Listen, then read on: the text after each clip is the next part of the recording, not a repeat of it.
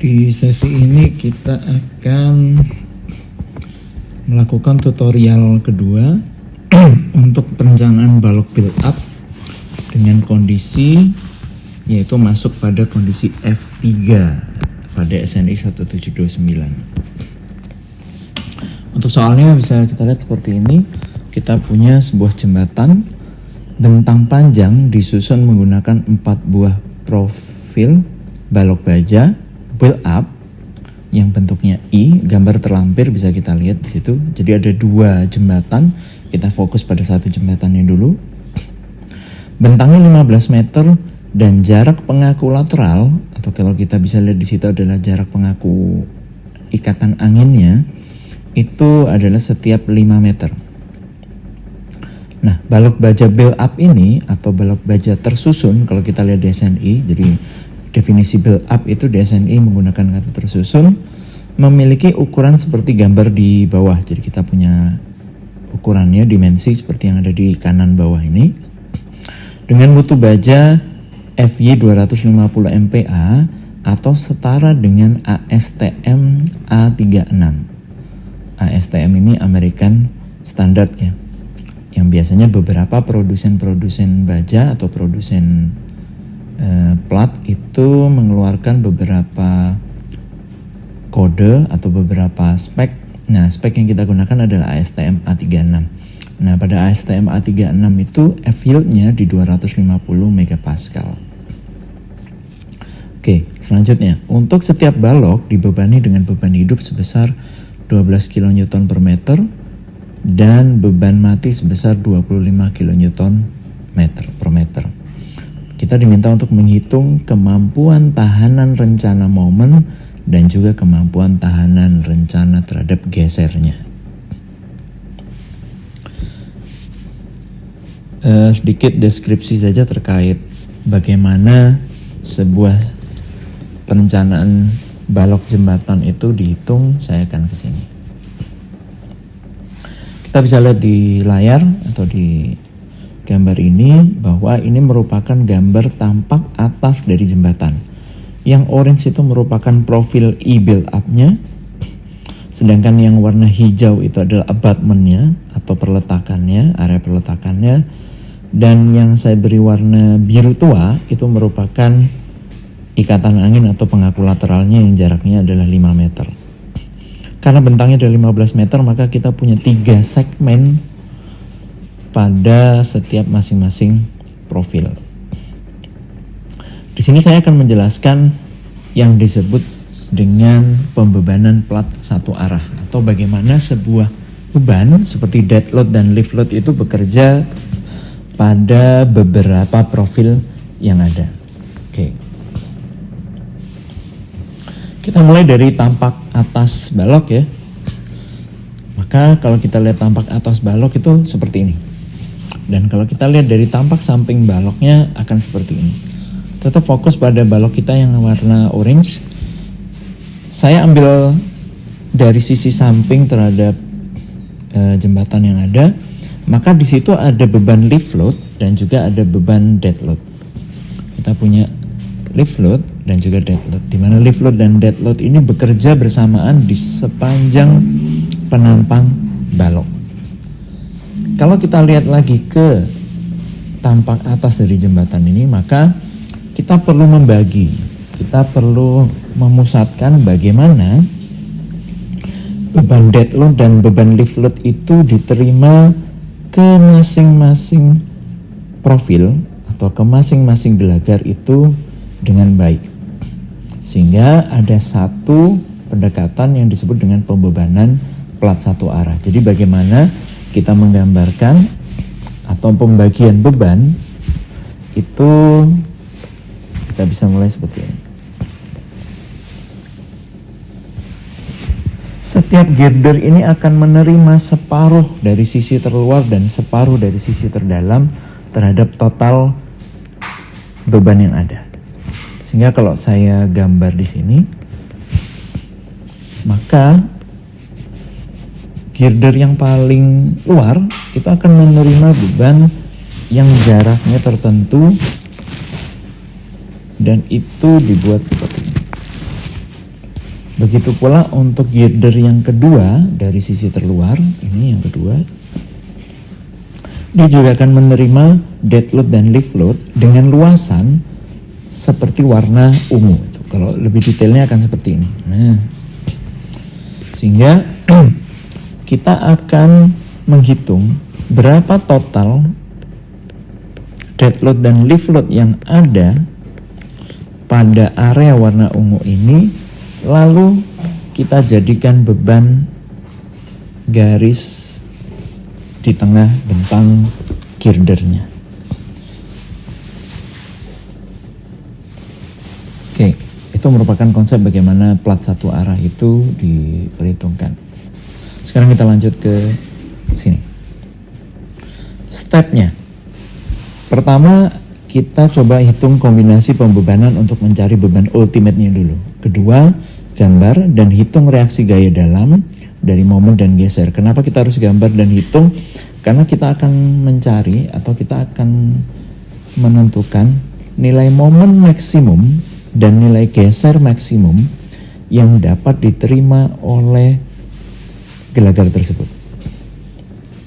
Dan itu merujuk pada nomor 3, pada step 3. Dan di step 4, kita akan menentukan properti, section properti dari girder atau dari balok e-build up kita itu.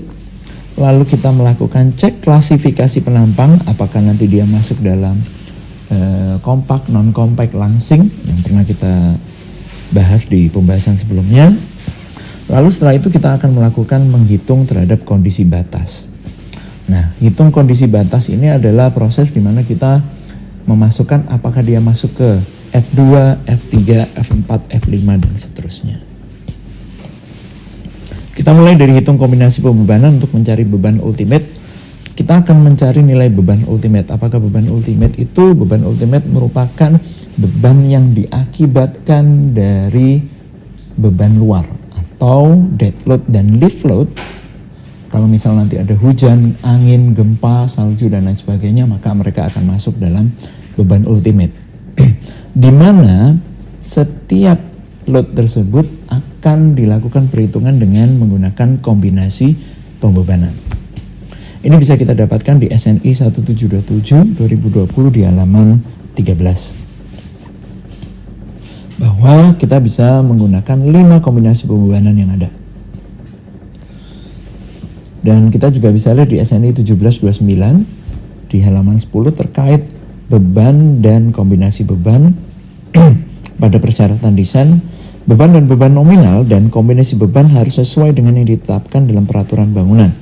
Bila peraturan tersebut tidak ada, beban dan beban nominal dan kombinasi beban harus diambil seperti yang ditetapkan dalam ASCE SEI 7. Karena sudah ditentukan untuk di Indonesia menggunakan SNI 1727, maka kita menggunakan kombinasi pembebanan yang ada di halaman 13. Karena yang diketahui hanya dead load dan lift load saja, maka kita bisa langsung menggunakan rumus 1,2 dead plus 1,6 lift. Dan dari situ kita mendapatkan kombinasi pembebanan sebesar 49,2 kN per meter. Dan nilai ini merupakan nilai beban terbagi rata dari kombinasi dead load dan lift load. Dan ini pun juga merupakan nilai QU maximum atau Q ultimate yang paling besar. QU. Nah, di langkah kedua kita akan melakukan gambar dan menghitung reaksi gaya dalam, momen, dan geser. Tujuannya untuk apa? Untuk mencari nilai momen maksimum dan juga mencari nilai geser maksimum. Sama seperti di analisa struktur atau mekanika teknik atau statik dasar, kita gambarkan baloknya. Di situ baloknya berwarna hijau. Lalu ada sebuah beban terbagi rata. Di sini merupakan sudah key ultimate atau key kombinasi yang paling maksimum sepanjang gelagar. Di situ kita juga sudah tentukan titik A dan B-nya. Maka kita menghitung bidang M-nya terlebih dahulu. Untuk sebuah balok dengan beban terbagi rata tanpa ada beban lainnya, kita sudah dibantu dengan pendekatan sebuah rumus, yaitu berupa 1/8 QL kuadrat. Q merupakan beban terbagi ratanya dan L adalah bentangnya. Sehingga di situ didapatkan untuk momen maksimumnya ada sebesar 1383,75 kN/meter. Di mana posisi nilai momen ini pasti akan ada di tengah bentang. Bentuk grafiknya akan parabolik, non-linear karena ada pangkatnya, pangkat kuadrat, dan nilai momen maksimumnya akan berada di tengah bentang sesuai dengan konsep lentur yang ada. Setelah kita dapatkan untuk bidang M-nya, kita akan menghitung untuk bidang D-nya atau lintangnya. Di sini kita akan melihat gaya vertikal yang terjadi atau geser yang terjadi. Seperti analisa struktur, kita menghitung nilai RAV, di mana RAV-nya didapatkan 369 dan RBV-nya di 369, sehingga kita bisa gambarkan reaksi di perletakan A dan reaksi di perletakan B itu memiliki nilai paling besar atau nilai geser paling maksimum sebesar 369 kN. Setelah kita dapatkan nilai momen maksimum dan nilai geser maksimumnya, maka kita sudah bisa tentukan seperti ini, di mana nilai momen maksimum atau momen ultimate yang diakibatkan oleh beban itu sebesar 1343,75 kN/meter dan geser maksimum atau geser ultimate itu sebesar 369 kN. Langkah 3 udah selesai, kita lanjut untuk langkah keempat, yaitu menentukan section properties pada E-build up. Apa itu section properties? Section properties adalah kita mencari nilai terhadap dimensi, modulus elastisitas, inersia, modulus plastisitas, dan lain sebagainya. Oke, seperti yang diketahui dari soal kita dapatkan sebuah profil dengan lebar profil, variabelnya adalah BF, itu 300 mm lebarnya, lalu tinggi profilnya adalah 1124. Maaf, ini belum diganti.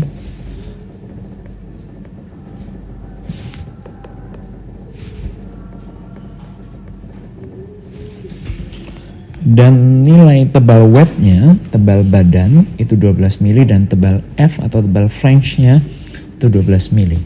Dengan nilai E modulus Young-nya ada sebesar 200.000 megapascal atau sama dengan 200.000 kilonewton per milimeter persegi, dan nilai G-nya sebesar 80.000 megapascal. Untuk profil I dari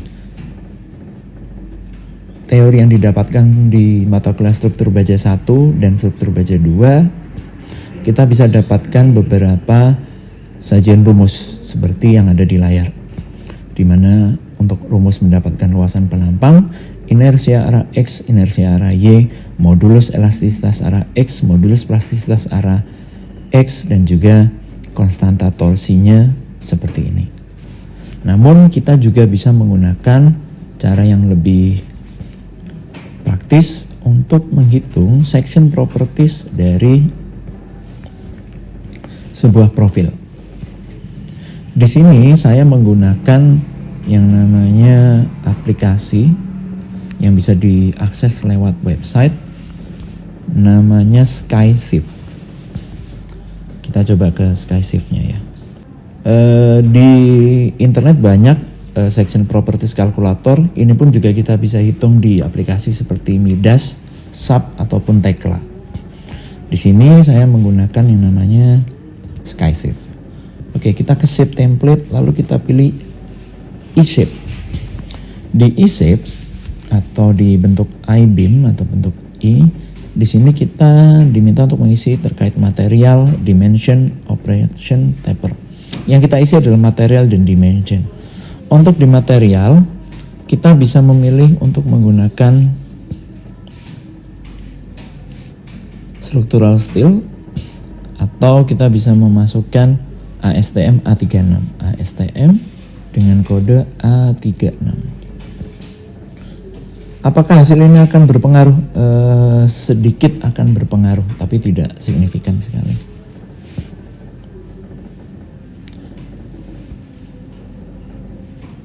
Oke. Di sini saya sudah memilih menggunakan materialnya adalah ASTM A36, nilai modulus Youngnya 200.000 megapascal, nilai yield strength-nya atau F yield-nya di 250 MPa dan nilai FU-nya di 480. Dari situ kita bisa masuk ke dimension dan kita bisa mulai memasukkan terhadap dimensi balok kita. Depth itu merupakan D atau ketinggian, top width itu adalah lebar dari sayap atas, top thickness itu adalah ketebalan dari sayap atas. Begitu pula untuk bottom width dan bottom thickness adalah untuk bawah, sedangkan untuk web thickness itu merupakan ketebalan dari badan. Fillet radius merupakan nilai R yang biasanya kita temukan di R0 di tabel baja. Khusus pada case ini kita berada pada case menggunakan balok build up di mana nilai R-nya pada umumnya adalah 0 karena tidak ada nilai radius. Karena kita menggabungkan dari plat-plat dengan cara di kelas. Oke, untuk depth-nya tadi adalah 1124. Lebarnya adalah 300, ketebalannya 12, lebar sayap bawah juga sama 300, ketebalannya juga 12, ketebalan badan itu adalah 12. Setelah kita isi, operation dan taper tidak perlu diambil, lalu kita tinggal ambil atau pencet tombol untuk calculate. Nih ada yang di atas.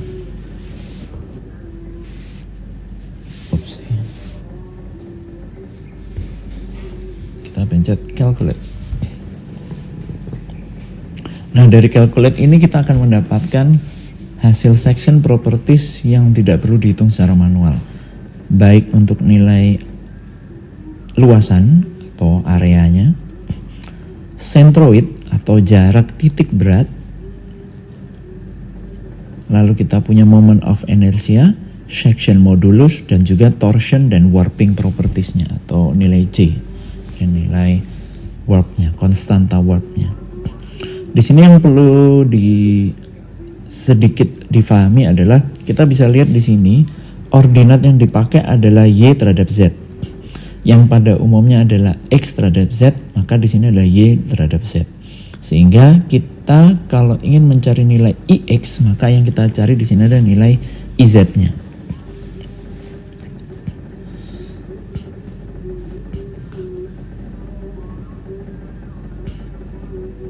Kalau yang mau dicari nilai IY-nya, maka tetap dinilai IY. Kalau yang dicari nilainya adalah SX, maka yang kita cari adalah SZ. Dan kalau yang dicari adalah ZX, maka yang kita pilih adalah ZZ. Oke. Dari angka ini sudah saya pindahkan ke sini. Kita sudah dapatkan untuk nilai area.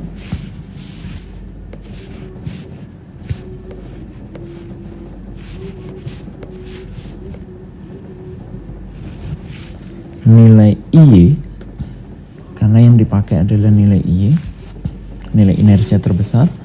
Lalu kita punya nilai SZ,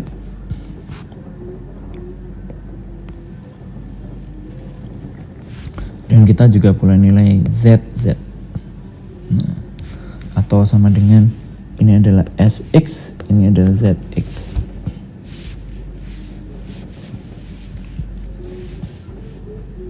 Setelah kita dapatkan seluruh nilai section propertiesnya, maka kita bisa lanjut ke langkah kelima, yaitu melakukan cek klasifikasi penampang I build up.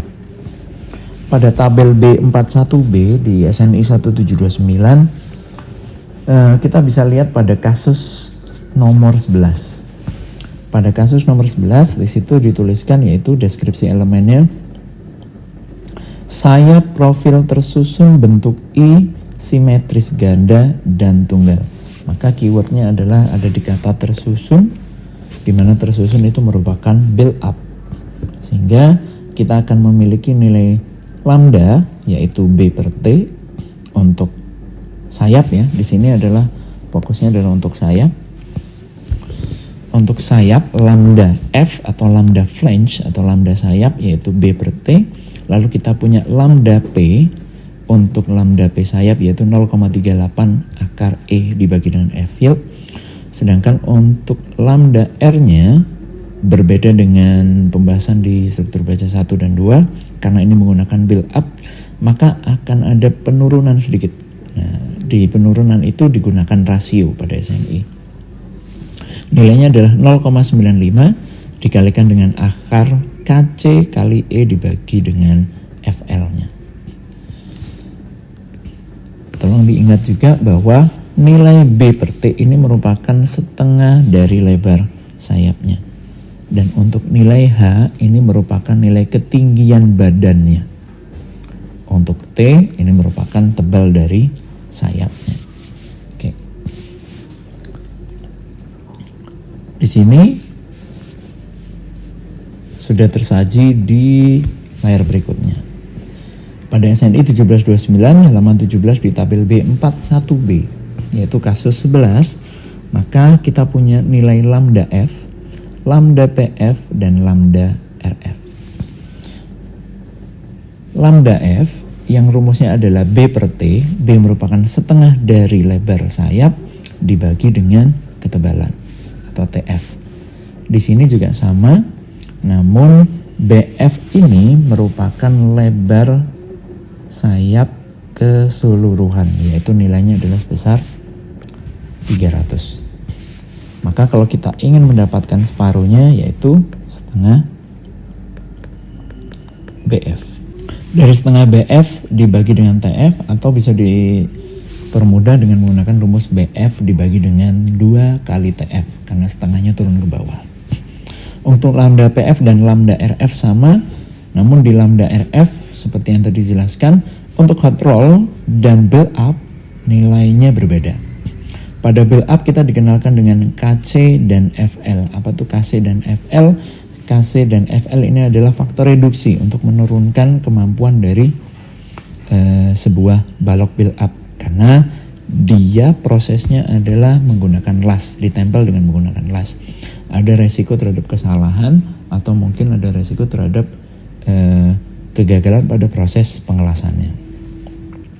Untuk KC untuk KC rumusnya adalah 4 dibagi dengan akar H dibagi dengan TW, di mana itu bisa kita lihat di SNI 1729/2020 di halaman 18.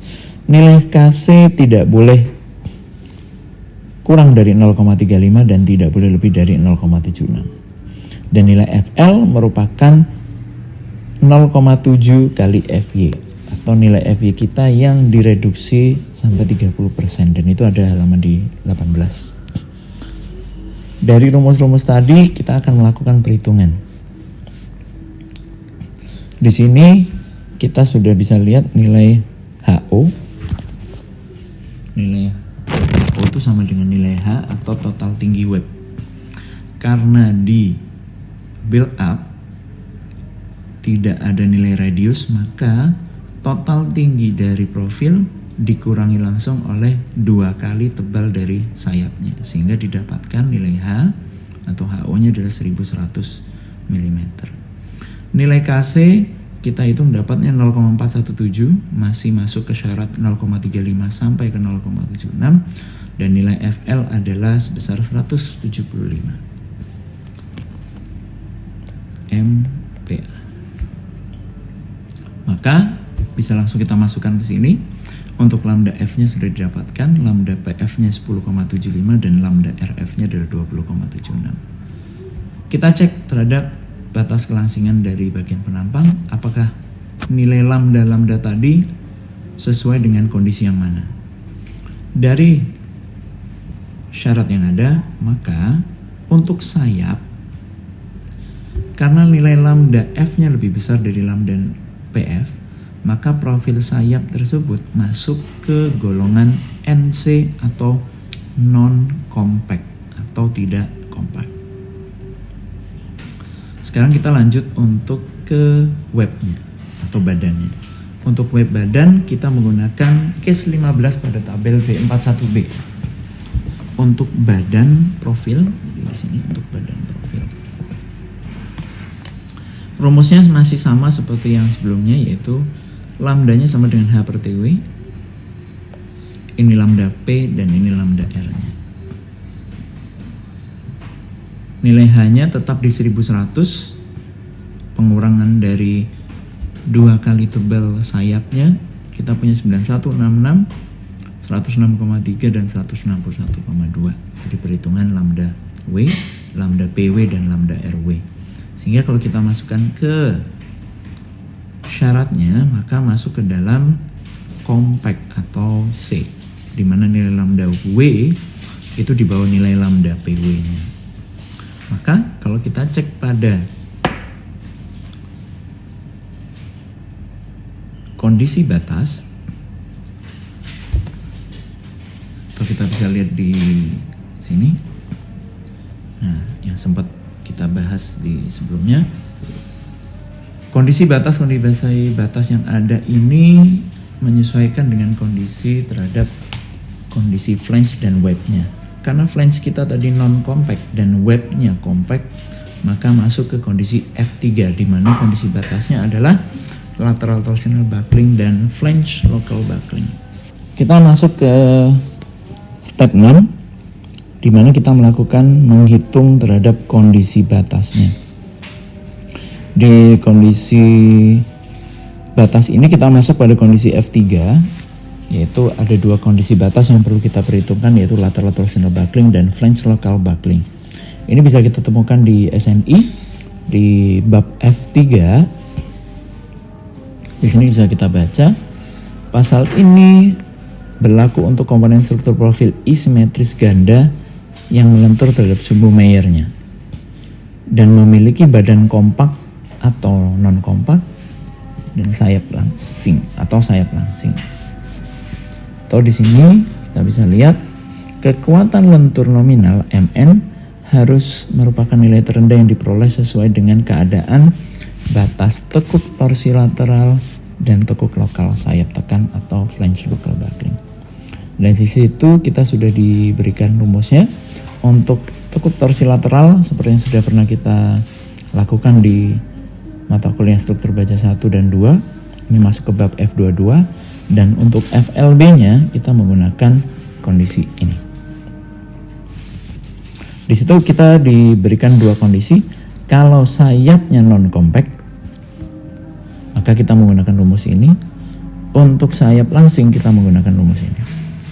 Karena sayap kita non compact, maka yang kita pakai adalah ini. Oke, kita masuk ke lateral torsional buckling dulu. Pada lateral torsional buckling sama seperti sebelum-sebelumnya, kita akan menentukan nilai LP, nilai LR, dan juga nilai LB. Nilai LB merupakan jarak antar pengaku lateral, maka kita sudah punya nilainya 5 meter. Dan untuk nilai LP kita hitung berdasarkan rumus yang ada di layar Anda. 1,76 kali RY dikalikan akar EF yield-nya. Untuk nilai RY ini kita bisa lihat ke sisi sebelahnya, di mana rumus RY sama dengan akar IY dibagi dengan A. IY bisa kita dapatkan dari nilai hasil section properties kalkulator tadi, yaitu 54,1 kali 10 pangkat 6 mm pangkat 4. Bisa kita masukkan ke sini. Dari situ nilai LP didapatkan, lalu di LR pun juga sama. Anda silakan cek ke video tutorial lain untuk menghitung nilai LR. Di sini nilai RL-nya didapatkan 7,526 meter dan LB-nya 5 meter. Dari situ kita akan melakukan kontrol terhadap nilai LP, LB, dan LR-nya. Apakah masuk pada kondisi A, B, atau C.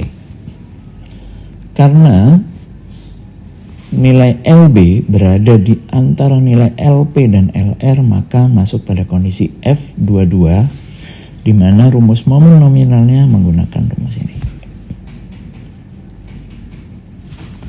Dari situ kita bisa langsung masukkan rumusnya. Di momen nominal untuk kondisi lateral torsional buckling kita punya CB. CB itu merupakan rasio momen yang diratakan. Lalu nilai MP, MP merupakan nilai momen plastis. Lalu ada F yield, ada SX. F yield 250 megapascal sesuai kondisinya, dan SX ini bisa kita dapatkan juga di section properties yang di atas.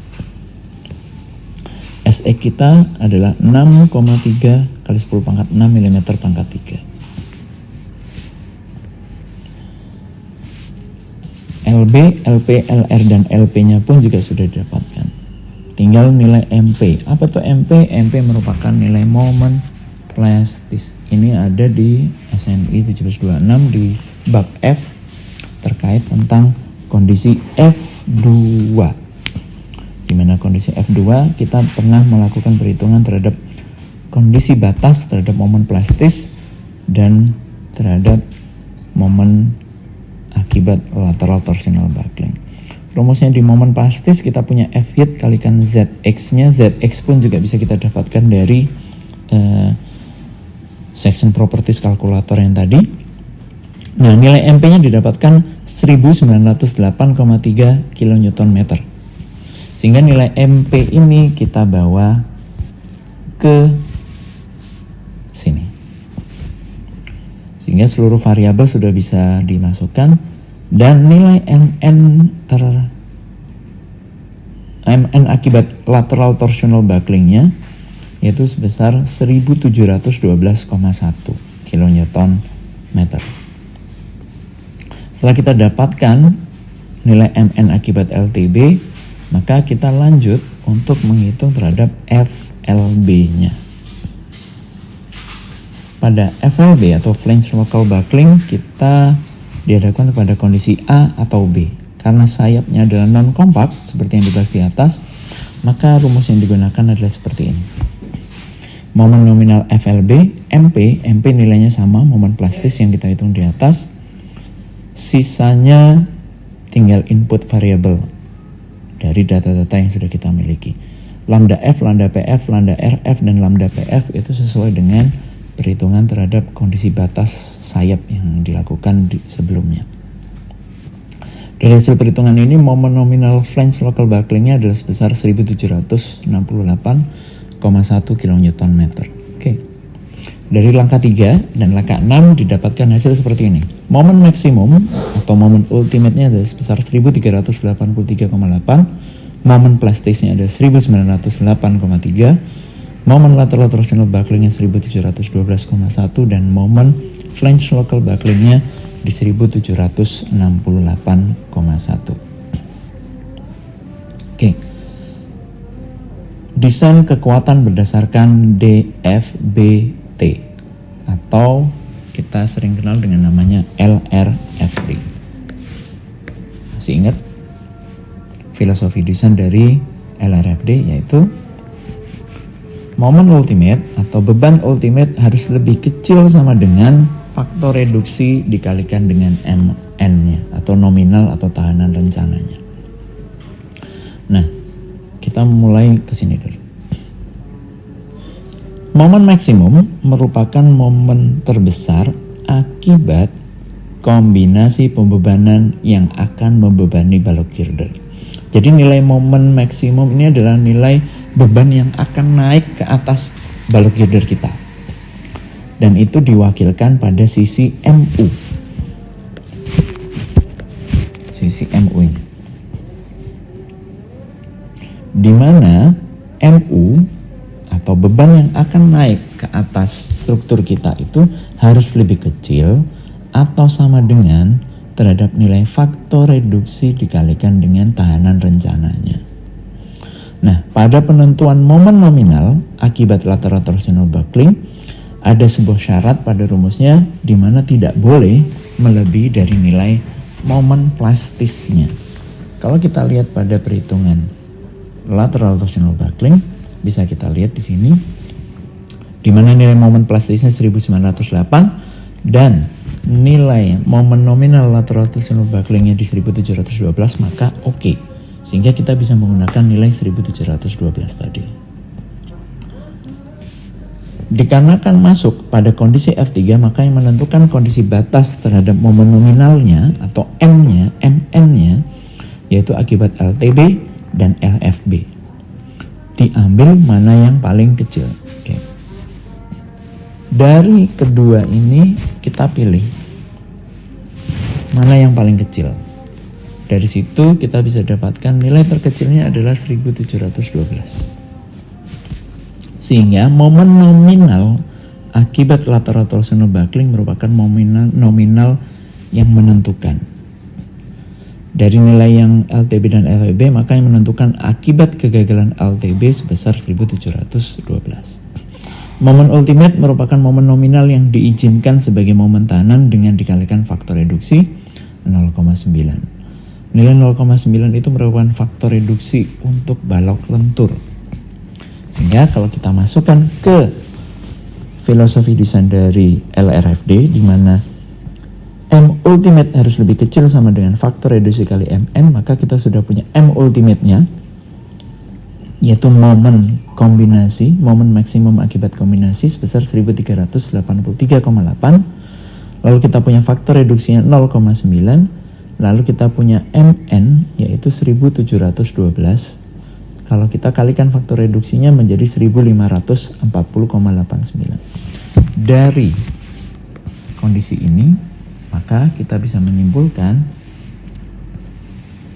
profil build up dengan dimensi yang sudah kita hitung tadi di atas itu mampu menahan terhadap momen maksimum yang sudah dihitung pada kombinasi pembebanan di langkah 1, di mana nilai 1540 lebih besar dari 1383. Maka syarat ini terpenuhi sehingga kita bisa simpulkan bahwa ini merupakan oke. Selanjutnya kita akan menghitung terhadap tahanan rencana akibat geser. Akibat momen oke. Sekarang kita hitung berdasarkan akibat geser.